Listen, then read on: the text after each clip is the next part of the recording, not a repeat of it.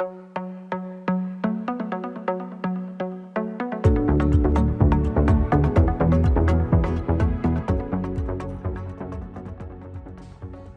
so color theory. I want to break color theory down into two sections. First, I want to talk to you about your Fitzpatrick 1, 2s, and 3s, and then I will talk to you about your Fitzpatrick 4, 5, and 6s. So the most problems that I see with your Fitzpatrick 1, 2s, and 3s are that the areolas, as they age, they have a tendency to turn an orange tone, very orange, almost like your orange modifiers. The reason for this is that the lighter we get in our pigment selections, the more titanium dioxide is in that pigment in order to make it a lighter version of itself.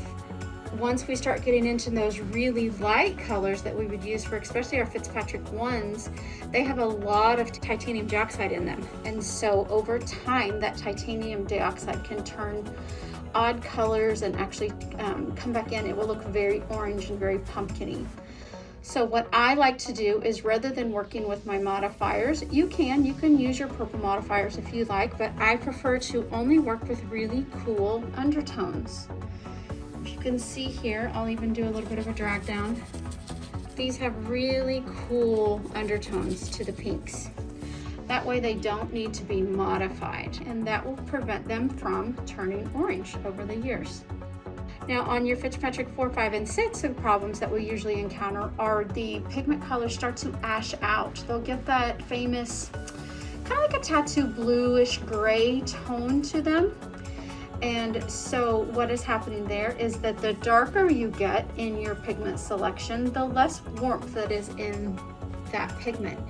And so as it is healing in the body, the color that is the easiest for the body to absorb is orange. And so your body actually is extracting some of the orange out during the healing, so it's leaving you with a very ashy undertone.